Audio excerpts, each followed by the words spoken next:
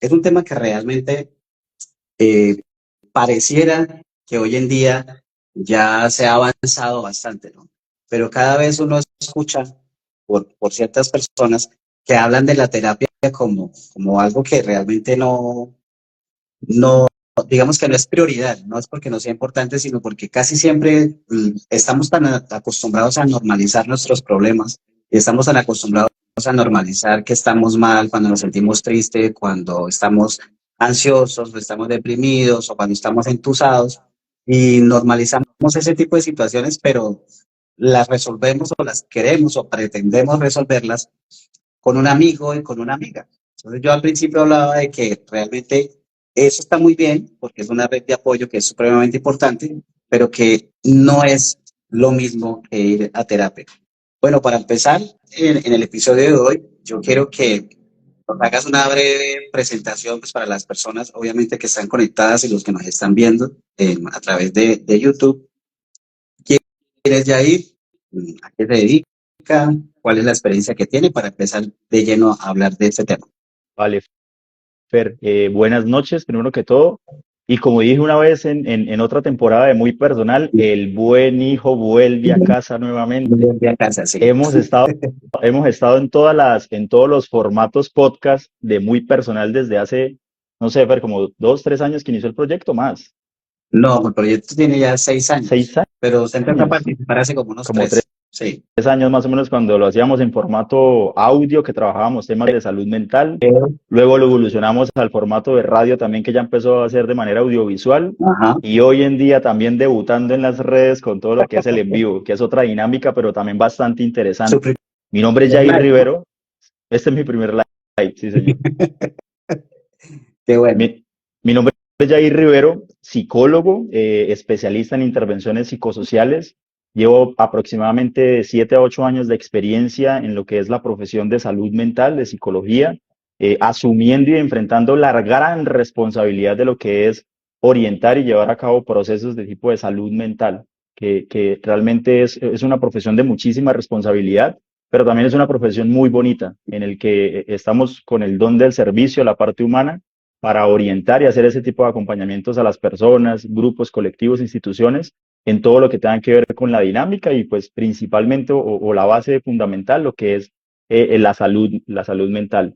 Tú decías algo importante ahorita y es sobre esa amistad o las amistades que a veces buscamos, que son importantísimas las redes de apoyo. Fíjate que son necesarias para nosotros los seres humanos, pero son eso, una red de apoyo no más. A veces buscamos solamente como la validación de esa otra parte, no necesitamos simplemente que nos escuchen, pero no entrar a confrontar cosas a nivel personal, porque ahí es donde no queremos meternos en ese terreno todavía, pero solamente cumplen esa función como de darme esa devolución o solamente que me escuche y ya, pero no genero realmente ningún proceso terapéutico formal, por decirlo así. Sí, claro, bueno, yo quiero que empecemos hablando un poco, el tema es por qué ir a terapia, quiénes necesitan ir a terapia. Y bueno, y qué mejor preguntarle a usted que es psicólogo, con toda la experiencia que tiene, que actualmente obviamente atiende personas a diario, em, ¿cuáles son las situaciones que normalmente se ven en consulta o las razones por las que la gente lo consulta a usted? Le pregunto esto, ¿por qué? Porque muchas veces tenemos situaciones o dificultades personales que las hemos normalizado, como decía al principio, y que no creemos que amerita como ir a terapia.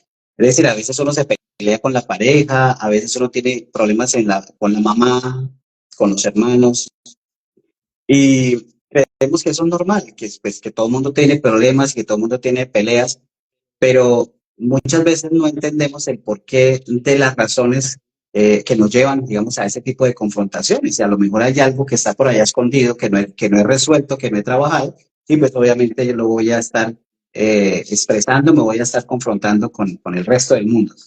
Entonces, ¿cuáles son como esas situaciones más comunes?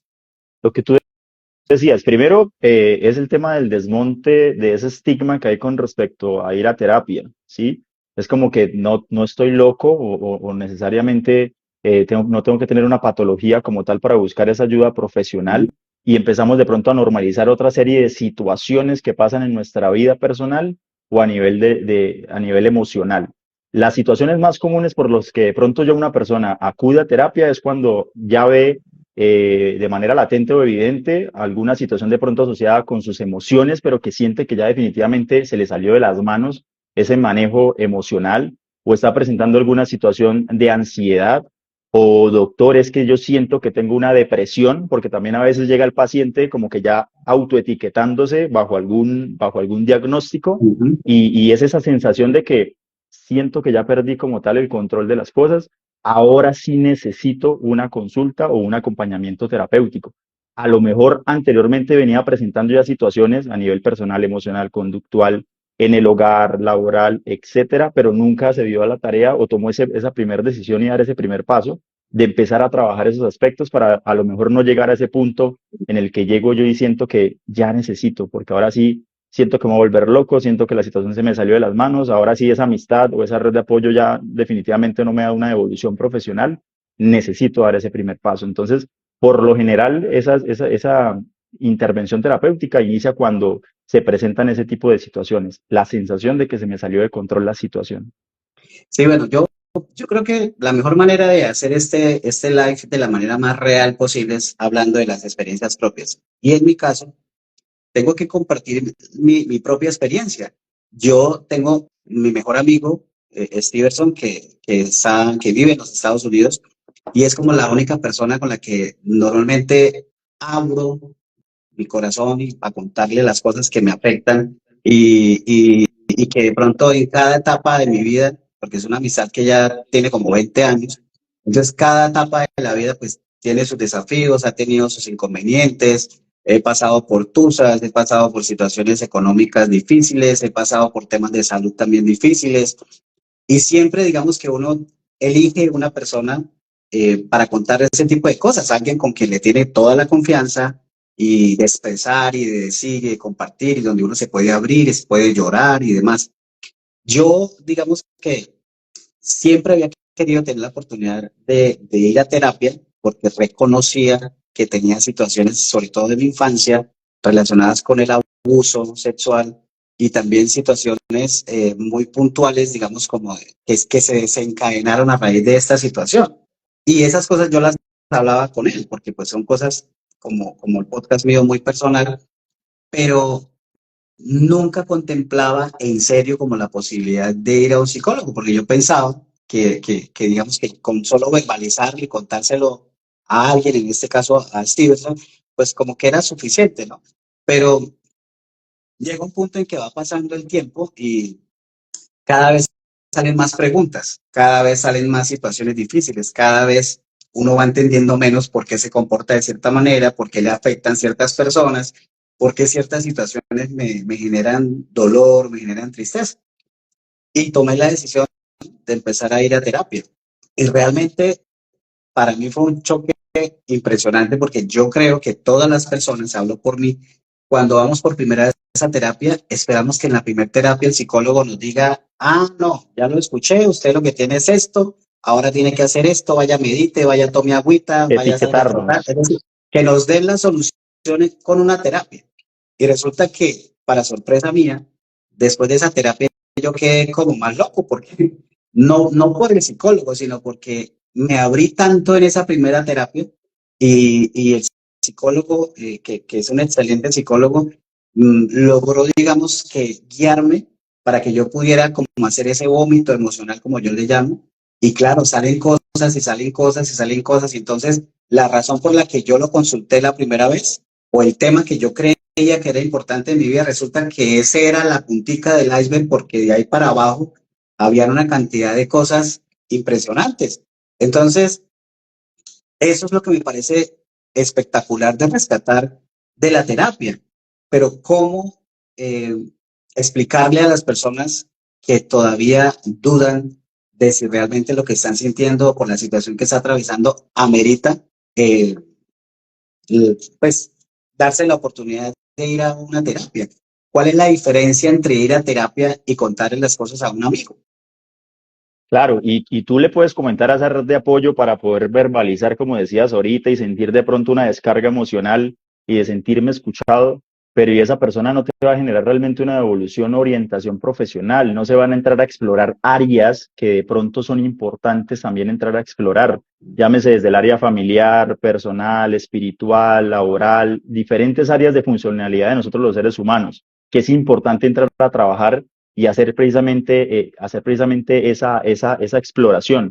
Nosotros esperamos que, como tú decías, nos den esa hoja de guía o esa hoja de ruta como el PDF de qué es lo que tenemos que hacer o que definitivamente en una sola sesión o en una corto periodo de tiempo nos vayan a transformar la vida.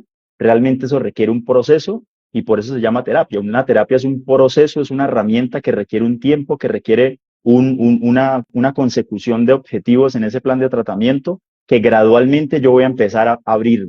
Entonces, la diferencia principal entre lo que es una red de apoyo y iniciar ese proceso terapéutico profesional es esa, es la persona que te va a orientar y te va a guiar a través de una exploración, de pronto de cosas que yo normalizaba y que creía que eran normales en mi vida y naturalizaba, pero no, porque eso me fue desencadenando otro tipo de situaciones. Y como yo siempre digo, esa olla de presión que se va cargando, se va cargando, se va cargando porque vamos reprimiendo, vamos normalizando, vamos naturalizando, termina estallando. ¿Cómo puede estallar? Puede estallar desde la parte emocional, como puede estallar desde desencadenar algún episodio o cuadro de ansiedad, algún episodio o cuadro de tristeza profunda, sin necesidad, ojo, porque ahí también hay que entrar a hablar, sin necesidad de que yo desencadene un trastorno, una patología, pues hablándolo así desde una visión clínica. Ir a psicología no solamente es como lo decíamos ahorita, yo tengo una patología, tengo un trastorno, no. Yo simplemente puedo también ir como a hacerme una especie de chequeo médico general para entrar a revisar cómo estoy yo gestionando mis emociones. Fíjate que de pronto no tenía una situación trascendental o significativa en la vida, pero fui a explorar y a hacer un ejercicio de introspección de cómo estoy yo gestionando y expresando mis emociones, qué se me dificulta, cómo reacciona Fernando, cómo reacciona Yair ante una situación de frustración e irritabilidad, cómo gestiono y proceso una situación de pronto ansiosa, hasta qué punto puedo normalizarlo o no. Y aquí hablamos también de pronto del mal etiquetamiento. Uno de las emociones, como lo dijimos en algún momento, esto no es de hablar de las positivas y negativas, todas son necesarias y eso es un punto principal. Yo no puedo decir que la tristeza y la irritabilidad y la frustración es negativa o mala, son necesarias. ¿Qué es lo bueno o lo malo? La forma en la que yo las gestiono y las canalizo. Y eso también tengo que generar en ese proceso terapéutico, ese revisar por dentro de cómo estoy generando yo eso. Puedo identificar incluso cualidades y fortalezas que yo nunca había contemplado. Puedo incluso identificar que a lo mejor tenía un autoconcepto o autoimagen de mí un poco distorsionado y erróneo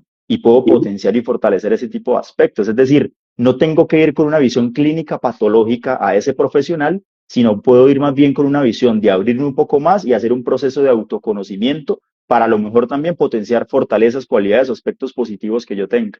Nosotros los seres humanos somos perfectos para darnos látigo, yo siempre digo, con el checklist de cosas negativas.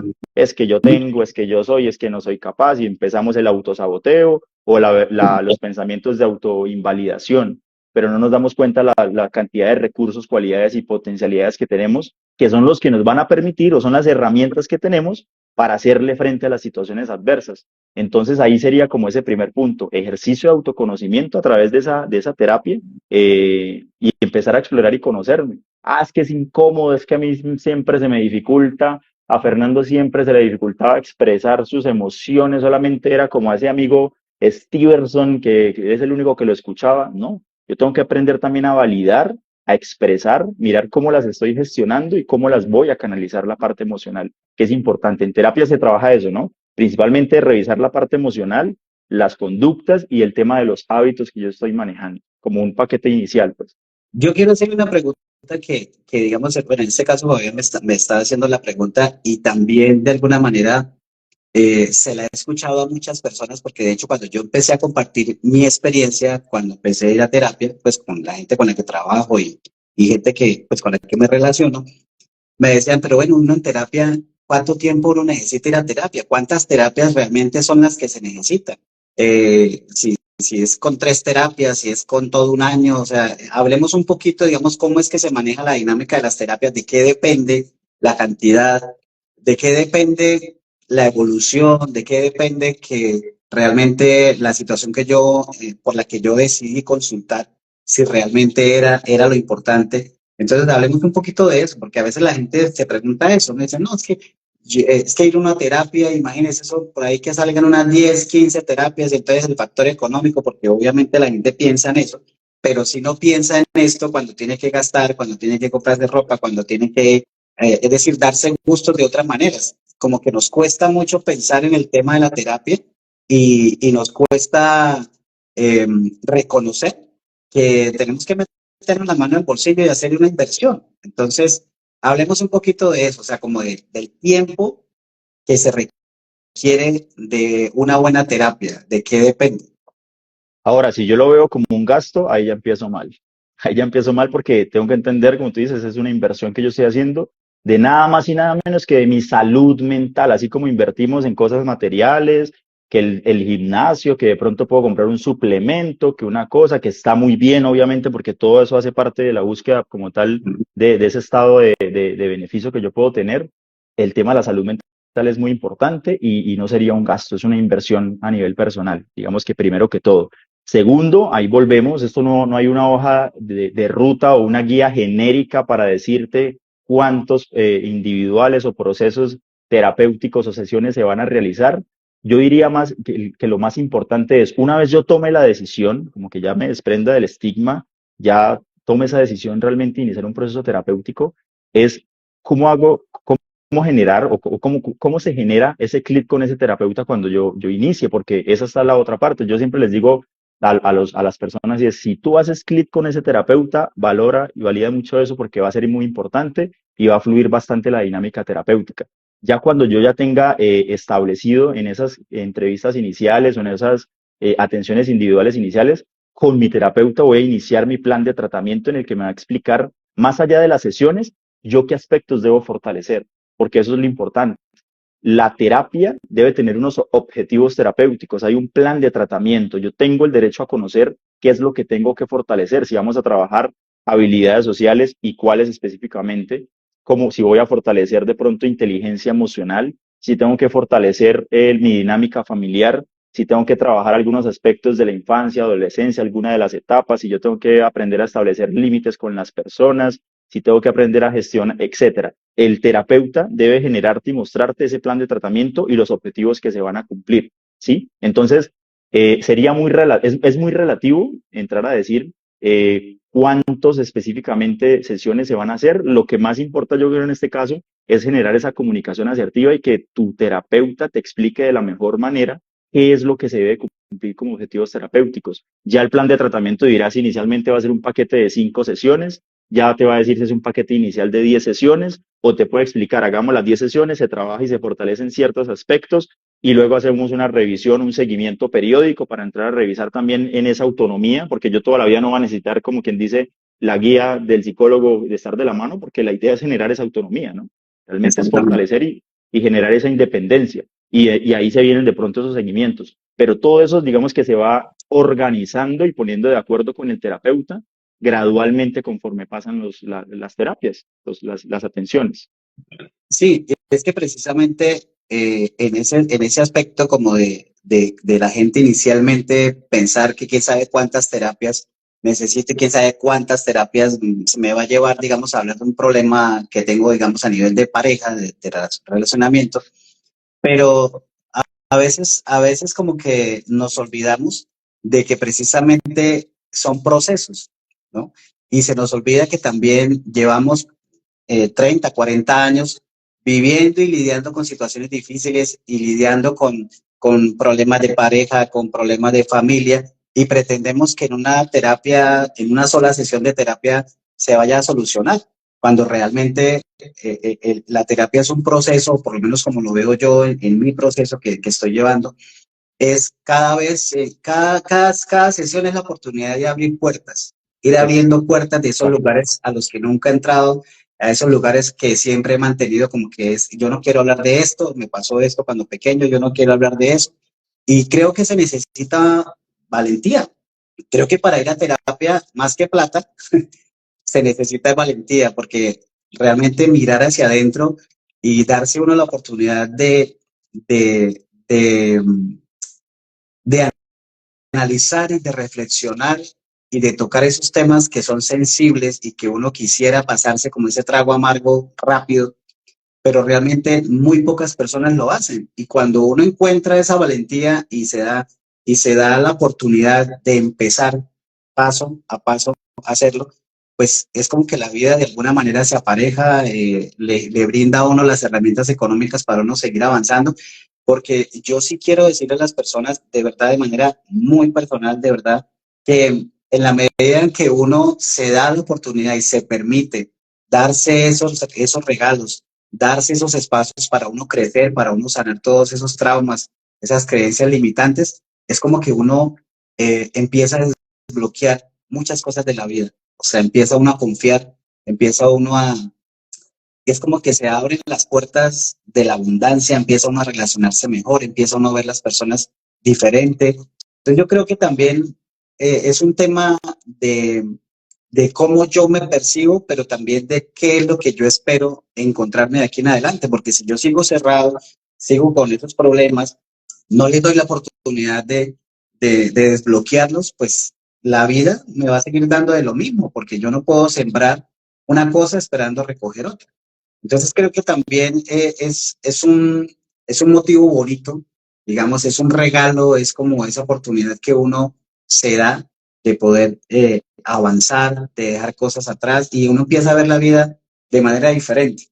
Yo quiero que ahora hablemos, Jair, de, porque también en estos tiempos y con todo lo que vino después del COVID, mucha gente habla de ansiedad y mucha gente habla de depresión y pareciera que la ansiedad como que es lo mismo que la depresión y como que nos parece que es lo mismo que la tristeza. Me gustaría que nos pudieras hacer como esa diferenciación de esas tres cosas, cuáles son como los síntomas específicos de la ansiedad, los síntomas específicos para hablar de depresión y cuándo es una, voy a decirlo así, una simple tristeza, que obviamente no es simple, pero digamos que no es lo mismo estar triste que estar deprimido y que estar ansioso. Entonces, para que nos hables de esas tres diferencias. Y, y esa pandemia puso como el foco principal en esa salud mental, ¿no? En ese entonces nos hizo como revisar o entrar a confrontarnos de que habían aspectos que yo tenía que entrar a trabajar. ¿Por qué? Porque el tener que estar encerrados, el tener que enfrentarnos con incluso nosotros mismos o con esa dinámica familiar que normalizábamos, que de pronto era muy conflictiva, nos hizo pensar de que sí necesitábamos una ayuda y empezamos a ver también que las terapias psicológicas se podían hacer de manera virtual y había un poco más de acceso o facilidad para entrar a iniciar esos procesos terapéuticos. Sí, lastimosamente, nosotros los seres humanos hemos tratado de empezar a etiquetarnos o etiquetar a las demás personas con alguna conducta que mínimamente podamos detectar. Entonces, el que por allá está triste, esa persona ya está, ese es el que tiene la depre. El que usted ve en la mañana que de pronto estuvo motivado y en la tarde ya de pronto no tiene esa motivación, ese ya es bipolar porque eso cambia de su estado de ánimo de un momento a otro. Entonces la persona que se la pasa, no sé, en el trabajo corre, ese ya no maneja el estrés o no maneja su ansiedad. No podemos generar esa etiqueta porque realmente las patologías o los trastornos, la palabra trastorno es cuando hablamos de un trastorno, es cuando las situaciones conductuales emocionales nos impiden ser funcionales, es decir, ya se me complejiza la situación a nivel laboral, puedo perder mi trabajo o pierdo el foco en la parte laboral, tengo problemas a nivel familiares, tengo problemas a nivel personal, me descuido ya de mis emociones, de mi aspecto personal, de mi presentación, con mi pareja tengo conflictos, ya la persona no es funcional, ahí hablamos de un trastorno, ¿sí?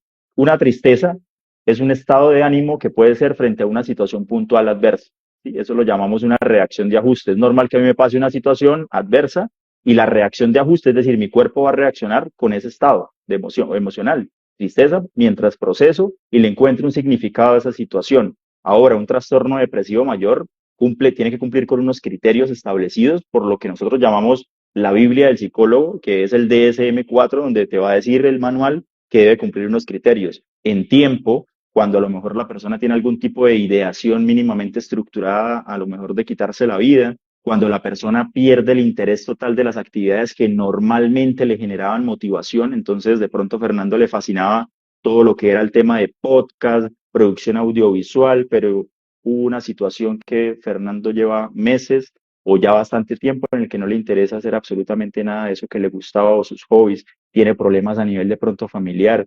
a nivel con su pareja. Fernando pérdida del apetito, Fernando lleva con cuadros de tristeza que no estamos hablando de un día, estamos hablando de semanas. Se cumplen una serie de criterios y eso va más allá incluso que de una condición psicológica, ya tiene que ver también con una condición clínica a nivel de neurotransmisores, biológica, etcétera. Entonces, no podemos andar mal etiquetando a las personas como diciéndole depresivo, ansioso, etcétera. La ansiedad hasta cierto punto, incluso si yo la puedo gestionar, puede ser positiva, ¿sí? Cuando yo de pronto no manejo esa sintomatología, no manejo los pensamientos irracionales que tengo que me generan esa respuesta física, pues ahí es donde ya empieza a haber una disfuncionalidad. Puede ser un cuadro, puede ser un cuadro de ansiedad concreto, como puede ser una ansiedad ya generalizada que se me dificulta diferentes áreas o situaciones de la vida. Entonces, por eso la importancia de que haya una orientación o guía desde una parte profesional, porque es quien te va a explicar realmente, como llamamos nosotros en terapia, te va a psicoeducar y te va a entrar a explicar si es simplemente una situación emocional, producto de una reacción de ajuste de una situación que está pasando, o es una situación que de pronto sí requiere algún diagnóstico o incluso porque en una remisión, es entrar a explorar más profesionalmente sobre eso. Entonces, lo primero es desmontarnos de esas etiquetas que o nos autoetiquetamos o queremos andar etiquetando a las demás personas con respecto a eso y no, porque hay que ser también muy respetuosos y cuidadosos con eso. Yo puedo ir a decirle a esa persona es que tú tienes la depre o eres un bipolar porque estabas triste, alegre, y eso le puedo generar incluso una sensación más de incertidumbre a esa persona que de pronto se va a creer. Imagínese que uno sea la red de apoyo, que tenga uno su red de apoyo y le manifieste y le digan, no, usted ya, eso ya es bipolaridad, porque usted con esa alegría y esa tristeza, no, el trastorno afectivo bipolar es una cosa mucho más allá de eso, requiere de unas semanas donde la persona va a estar en un estado de euforia total, donde luego va a haber otras semanas donde la persona va a estar en un estado de tristeza, anedonia, pérdida del placer de las actividades que normalmente le gustaban, o sea, eso va mucho más allá de una conducta inicial que yo pueda ver.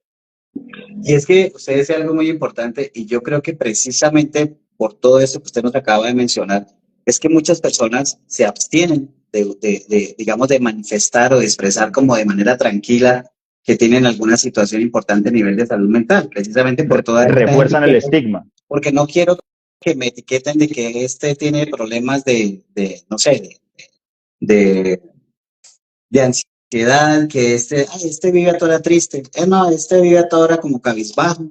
Y normalmente cuando alguien nos manifiesta que se siente ansioso, que se siente pensativo, que se siente triste, nosotros siempre tendemos a decirle, o por lo general, la gente tiende a decir, es como, eso no piensa en eso póngase a hacer otra cosa, eso vaya a echarse un baño, o vaya a hacer una vuelta, o vaya a hacer una película, o ponga Evadir. Netflix. Entonces al final es como que tampoco las personas que nos llamamos red de apoyo, tampoco es que tengamos las capacidades para poder resolver eso, porque pues, si no somos capaces con los problemas de uno mismo, como menos ayudar a resolver los problemas a los demás. Entonces, creo yo, Terminamos reforzando esas situaciones en la otra persona y causándole, como te decía ahorita, esa sensación de incertidumbre, decir, oiga, sí, de verdad, no, si lo dice esa persona que yo confío tanto, es que definitivamente ya me están viendo totalmente mal. Entonces es entrar a revisar. Hay que validar también incluso una ansiedad, lo que te decía ahorita, una frustración, esa irritabilidad, un estado de ánimo de pronto de tristeza, etcétera. Lo que tengo que revisar es qué aprendizaje significativo le puedo sacar a esa situación. Tengo que aprender a validarla, tengo que analizar es cómo la estoy gestionando, ese realmente es el punto, y no quedarme en que no puedo sentir ansiedad porque eso está mal. Si ya tengo esa tristeza, entonces no, qué grave, porque no, hay días que yo me puedo levantar y digo, no, realmente no quiero estar sonriendo, no quiero estar positivo hoy, y es totalmente válido. Ese exceso de felicidad que nos han vendido lastimosamente las redes sociales, porque es el canal que precisamente se presta para eso. Entonces estamos felices, estamos de vacaciones y montamos incluso el mejor espacio y rincón de la casa para ver que estamos supremamente bien y con la mejor sonrisa. Entonces yo estoy viendo eso en redes, gente alegre totalmente, la felicidad es el estado de ánimo único y el que tengo que tener. No, yo me puedo frustrar, yo puedo estar irritado el día de hoy y tengo que aprender a validarlo porque esto es válido y permitírmelo. Es esa parte emocional. Ah, bueno, que yo me quede en ese estado, que yo no tenga la capacidad de gestionarla, ahí es donde tengo que entrar a revisar qué está pasando a nivel interno con esa parte o esfera emocional. sí, y es que realmente me gustaría también que habláramos un poco sobre esta nueva dinámica que ha surgido precisamente a raíz de la pandemia, que tanto en el trabajo como inclusive en los servicios médicos de salud físico y también de salud mental, ahora hay una nueva dinámica y es la atención virtual. Entonces, anteriormente, digamos que también existía la excusa de decirnos que yo no tengo el tiempo de ir a sacar una cita con un psicólogo, porque primero en la EPS, pues realmente es como complicado. Si le dan una máximo dos citas, es mucho. Pues realmente en dos citas uno no, realmente no avanza nada. Pero gracias a Dios, a raíz del tema de la pandemia, digamos que esa modalidad virtual se ha, digamos, eh, normalizado, se ha puesto como más común y ya las personas pues no tienen esa Barrera. excusa, ¿sí? Esa excusa o esa barrera de poder, digamos, acceder a este tipo de servicios. Me gustaría que habláramos un poquito sobre eso, o sea, porque mucha gente dice, no, pero es que eso no es lo mismo hablar con un psicólogo por el celular que ir a una terapia presencial. Yo realmente, en mi experiencia personal, el tiempo que llevo en terapia, mis terapias han sido virtuales. Conozco a la persona, digamos, conozco al psicólogo, lo conozco en persona porque también estuvo en una época en el programa, muy personal, pero mis terapias han sido virtuales. De hecho, mi amigo Stevenson también, que está en Estados Unidos, él tiene las terapias con él y él pues vive acá en Bucaramanga. Digamos que ya no hay excusa. Entonces, contémosle un poquito a la gente cómo es esta dinámica, a través de qué plataformas se hacen, cuánto tiempo duran, si es que tienen una duración. Digamos, en su caso particular, el servicio que usted ofrece, ¿cómo lo maneja en ese sentido? Claro, y lo que tú dices, la pandemia permitió reinventarnos, ¿sí? A partir de una dificultad que hubo, se creó una oportunidad y se quitaron muchas barreras y eso facilitó muchísimo también la interacción por estos medios. Yo considero que en ese proceso de reinventarnos, los profesionales, en el caso de la salud mental, hemos utilizado o sabido aprovechar las herramientas digitales, porque fíjate que hoy en día organizamos como una especie de presentación o esquema de servicios que nosotros podemos ofrecer, donde vas a encontrar la descripción del profesional, donde vamos a hacer una descripción de los puntos a trabajar o aspectos principales a trabajar y creamos un portafolio de servicios desde la parte digital. Entonces va a haber esa conexión directa con esa persona donde tú puedes primero indagar sobre la trayectoria profesional y lo que se especializa y trabaja tu terapeuta y decir, ok, me llama la atención, voy a acceder a esa primera entrevista inicial. Yo por lo general realizo esa primera entrevista inicial, les hago la descripción inicialmente de la parte profesional, de lo que es mi trayectoria, pues mi aprendizaje que he tenido como psicólogo. Entramos a explorar áreas, entramos a hablar del motivo de consulta, entramos a trabajar y a revisar ciertos aspectos. Una consulta por lo general está en un promedio de una hora, es por lo general lo que se maneja, igual que de pronto una consulta presencial. No hay como algo establecido genérico, acá volvemos otra vez a esa hoja de ruta, de que tiene que durar tanto o tiene que extenderse a tanto. No, yo procuro ser por lo general una hora, porque es un espacio prudente donde ya de pronto si nos alargamos mucho, de pronto va a haber desgaste. Tú decías algo, y acá hacemos un mini paréntesis dentro del mismo tema, las consultas por EPS son a veces complejas porque son tiempos muy concretos que te van a dar a lo mejor 15 por muchísimo 20 minutos y ahí simplemente nos vamos a demorar explicando nuestro nombre, edad, dirección, motivo de consulta y pare de contar. No nos va a alcanzar el tiempo.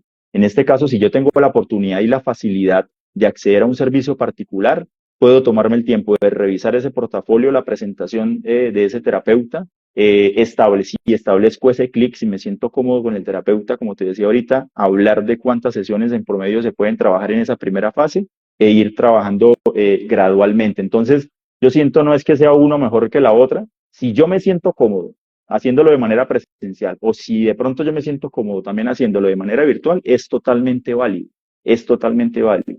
Ahí lo importante es yo aprender a conocer mi terapeuta, que yo pueda generar ese clic, que yo me empiece a abrir de manera emocional, porque también tengo que darle esos elementos al terapeuta para que él pueda trabajar y revisar y entrar a analizar sobre por dónde es donde debemos empezar a trabajar y fortalecer. Y ahí gradualmente se va hablando, como te decía ahorita, de ese plan de tratamiento o de ese establecimiento de los objetivos terapéuticos. Entonces, yo creo que la parte virtual ha hecho que nos reinventemos, que de una u otra manera esa parte creativa también se reforzó y hay demasiadas herramientas, plataformas digitales, donde, por ejemplo, conozco psicólogos también que te ofrecen de pronto en un grupo de WhatsApp donde están los pacientes y tienes un acompañamiento a las 24/7, donde no necesariamente en la hora de consulta es lo que se trabaja, sino si tengo una crisis y tú eres mi terapeuta, puedo generarte de pronto un espacio de escucha activa en el momento o puedo escribirte o para que me des una pequeña orientación. Entonces, la herramienta digital también se presta como una herramienta muy importante para tener ese fácil acceso a esos procesos terapéuticos importantísimos. Entonces, ahí no habría excusa. Y ahí, y otra cosa, por ejemplo, yo sé que hay muchas personas que están en pareja y que a lo mejor eh, están atravesando por una de las tantas crisis que uno puede atravesar en pareja y piensan como en esa posibilidad o han escuchado hablar de las terapias de pareja. En relación a ese tema puntual de las terapias de pareja, ¿qué tan importante es que se hagan, digamos, a la vez, digamos, las dos personas, o esas terapias de pareja siempre empieza uno de los dos y después lleva al otro? ¿Cómo se maneja eso? ¿Cuál es como la manera? Porque, por ejemplo, yo con mi pareja y quiero que vayamos a terapia, pero de pronto no sé cómo decir solo a mi pareja, no sé cómo invitarlo o invitarla a que, pues, que lo hagamos. Entonces, ¿qué recomienda usted? ¿Qué recomienda de pronto usted a alguien que esté pensando en tener una terapia de pareja, pero que no sabe cómo abordarlo con la pareja, que no sabe si tienen que ir desde una vez, desde un principio, los dos, o puede ir solo y después, ¿sí? Hablemos un poquito de eso. Si, si tomo la decisión y soy yo quien, de una u otra forma, soy quien llevo la batuta para poder empezar, digamos, un proceso de estos, pues mínimamente se supone que es mi pareja, debo por lo menos generarle esa comunicación, decir, hey, pasa esto, que considero realizar este proceso, este tratamiento, o de que lo intentemos. Si obviamente hay disposición de la otra parte de una vez, no hay ningún inconveniente en que se pueda ir, digamos, las dos personas inicialmente. Ya, digamos, es el terapeuta quien de pronto va marcando la pauta de la dinámica de ese proceso, porque perfectamente te puede decir, y va a ser muy probable, de que te diga, listo, en la segunda, o sea, en la siguiente o en la tercera, vamos a hacerlo de manera individual, vamos a trabajar unos aspectos que es importante todavía que de pronto no lo verbalicen estando junto al otro para como hacer una preparación y un fortalecimiento de ciertos aspectos y luego llegar al punto nuevamente de trabajar como tal en pareja, ¿sí? Hablando de un escenario de disposición de parte y parte, ¿sí? Porque a veces también encontramos que en esas dinámicas de pareja, pues si se está buscando de pronto una ayuda es porque hay algún conflicto, alguna situación, y más si es hablando desde la parte de comunicación asertiva, pues de pronto va a ser como que no va a haber una disposición de alguna de las partes para iniciar, pero por lo general se puede manejar de esa manera. Pueden irse las dos personas, se hablan cada uno de sus partes, siempre el terapeuta es quien lleva como la pauta o la batuta también de establecer y marcar los tiempos, de dar como su límite, de exprésate hasta aquí, esperemos acá la devolución de la otra persona, y conforme la situación, que es muy subjetivo también cada caso particular, se van estableciendo como esos objetivos y desde que estén de acuerdo ambas partes, pues todo va a fluir de manera mucho más orgánica. Entonces ahí volvemos, no sería como una hoja de ruta, pero si hay disposición de las dos partes, se va gradualmente avanzando con respecto a eso, según los objetivos o compromisos y acuerdos que se vayan estableciendo en ese proceso. Mm, Yo tengo otra pregunta y es, por ejemplo, una persona que esté en terapia psicológica, porque mucha gente también piensa que el ir a terapia es algo milagroso o que es algo, porque siempre estamos buscando como la solución inmediata, ¿no? Pero Somos una persona, inmediatistas. sí, somos inmediatistas y queremos todo ya y quiero que se me acabe ya este problema que tengo y esa situación dolorosa que tengo. Pero cuando uno está en terapia es normal que hayan momentos en los que uno de pronto llevo dos, tres terapias y me he empezado a sentir bien y de repente a la cuarta terapia volvemos a tocar el tema y es como si no lo hubiéramos hablado y como vuelvo otra vez al principio. Hablemos un poquito de eso, porque también es bueno que las personas entiendan que el proceso terapéutico no es lineal, o sea, es un proceso de altas y bajas. Hablemos un poquito de eso. Exacto. Eso te iba a decir, no es un proceso lineal, no es que yo voy pasando por etapas que ya van a ser irreversibles, no. Es un proceso en el que voy verbalizando, voy validando, voy expresando, voy avanzando, pero el día de mañana, ya sea en terapia o en alguna situación cotidiana de la vida, puedo nuevamente generar un estado de nostalgia o me puedo desestabilizar ante la situación. porque es que el objetivo último en un proceso terapéutico no es olvidarme o que yo ya no pueda sentir nada con respecto a la situación que antes me generaba dolor, sino que yo aprenda a transformar ese dolor y a encontrarle un sentido y un propósito o aprendizaje significativo. Me duele, me generó mucho dolor, pero pasó por esto o me dejó este aprendizaje importante. Y no quiere decir de que ya no me duela. Entonces ahí no hablaríamos como quien dice voy logrando un avance o llegué a un punto del no retorno emocional. No, ahí volvemos al tema de la validación emocional.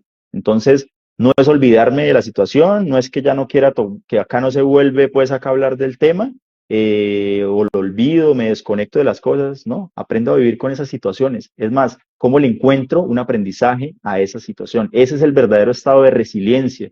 Es un término que ha cogido muchísima fuerza en los últimos, no sé, en la última década, que todo el mundo habla de resiliencia y pone en numeral resiliente valiente, no sé qué, y hemos como utilizado ese término bastante, pero no solamente es afrontar las situaciones adversas, sino afrontarlas y transformarlas de manera positiva. Esa situación dolorosa tiene un propósito y un sentido para mí. Ah, bueno, y ahí tengo que llegar yo a ese punto, ¿no? Tengo que estar en ese estado de negación, de frustración, de resistencia, de contemplación, de estabilización, hasta llegar al punto del aprendizaje. ¿Por qué me pasó esta situación? ¿Qué sentido tuvo en mi vida esta situación adversa que me pasó? Tanto dolor que yo pasé por una situación puntual, ¿qué me dejó o qué propósito realmente tenía? Ese sí realmente es el objetivo. Entonces, no es como que ya no va a volver a doler, ya no va a volver a pasar. No, puede doler, pero ya tiene un propósito ese dolor. Encontrarle un sentido al sufrimiento. Ese realmente es uno de los objetivos finales. Qué bien. Bueno, y ahí la verdad, pues este es un tema que nos podemos quedar aquí horas hablando y la verdad es muy interesante todo lo que usted nos comparte y yo por lo menos como usuario de terapia entiendo que los procesos, si bien hay momentos donde los procesos terapéuticos nos generan mucho bienestar y sentimos que desbloqueamos muchas áreas de la vida, pero me he dado cuenta que también cuando uno desbloquea ciertas áreas de la vida, como que se da cuenta que tiene otras bloqueadas y que esas que están bloqueadas de alguna manera tienen que ver con las que yo tenía inicialmente bloqueadas y que me llevaron a consulta. Para mí ha sido bastante revelador. Creo que a través de la terapia uno tiene una gran posibilidad de conocerse muchísimo, de aprender a quererse muchísimo. O sea, uno no se imagina la cantidad de eh, baja autoestima que puede llegar a albergar en su corazón. Hay muchísimas situaciones que Total. están ancladas por el tema de la baja autoestima, sobre todo de cosas que nos dijeron y que nos creímos y las dimos por ciertas, Las eh, naturalizamos. mensajes que nos dijeron desde pequeños y que realmente crecimos con eso como si fuera así. A uno de pequeño le dicen, usted es un bobo, usted no sirve para nada, o usted por qué es tan chistoso, o usted por qué se ríe mucho, y uno a veces se queda con eso y realmente si uno no lo trabaja a medida que uno va creciendo, como que esas cosas las convierte en verdad.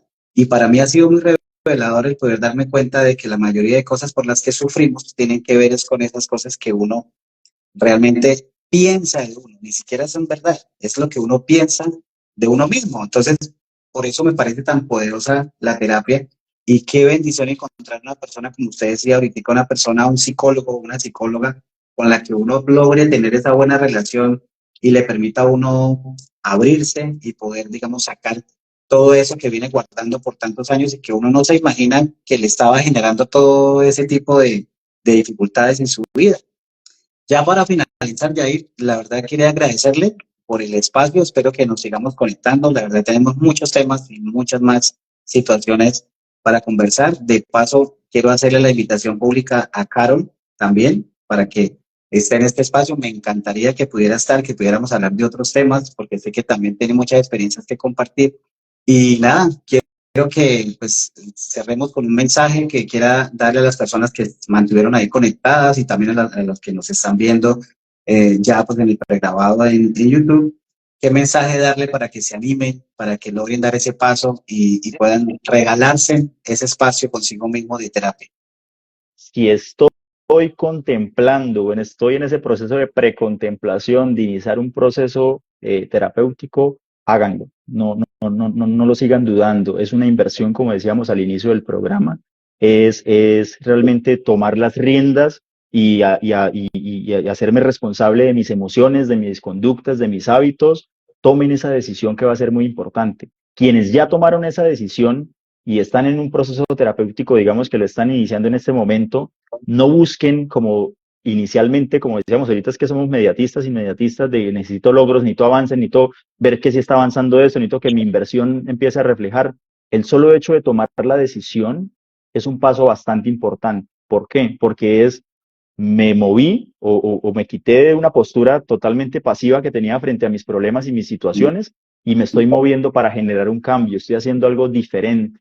Entonces, eso nomás ya me está generando a mí un indicador positivo de que quiero un cambio, de que me estoy moviendo para generar un cambio. Y ahí es que me siento de pronto incómodo a veces en las terapias, en el proceso terapéutico. Sentir incomodidad es necesario, es un indicador positivo también, porque es que estábamos en una zona de confort. Me estoy hablando con una persona desconocida sobre mis emociones y las cosas que me duelen, obviamente que me va a causar incomodidad.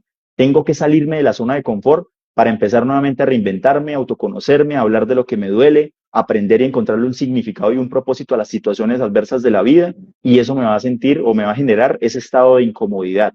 Entonces, es chévere. En algunas consultas a veces me dicen, Yair, no, yo estaba desde ayer pensando en la consulta y eso uno como que siente una vez como la ansiedad, como la cosa, pero lo quiero hacer porque cuando se termina, uno termina con una descarga emocional muy chévere, algo, o sea, se siente muy satisfactorio, claro, porque me entré a confrontarme, entré a validar cosas, entré a entender cosas del pasado o a desbloquear, como tú decías, aspectos y áreas que me van facilitando y voy consiguiendo otro tipo de cosas más a nivel personal. Entonces, dar ese primer paso, validar esos primeros decisiones que tomamos y entender que la terapia psicológica es bastante importante y necesaria más allá de un estigma, más allá de las etiquetas.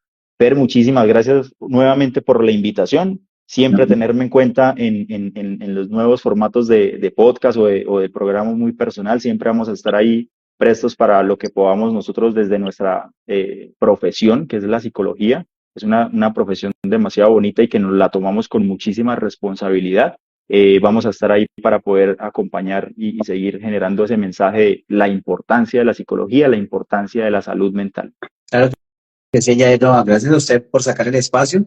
¿Cómo son sus redes sociales para las personas que están interesadas en seguirlo o en terapia? ¿Dónde lo pueden encontrar? En Instagram como arroba psicourban _ arroba psicourban _ o el perfil personal que es donde estamos ahorita realizando el live, que es Jair Rivero Psicourban. Me pueden contactar por ese medio y ahí entramos a dialogar y a explicar, como decíamos ahorita, esa propuesta de intervención terapéutica. Claro que sí, bueno, muchísimas gracias también a todas las personas que están conectadas. De verdad, gracias, se los agradezco por acompañarme y los esperamos la próxima semana, los miércoles, como todos los miércoles, 7:30 de la noche, a través de Live de Instagram. Así que muchísimas gracias y nos vemos la próxima semana. Chao. Hasta luego. Chao.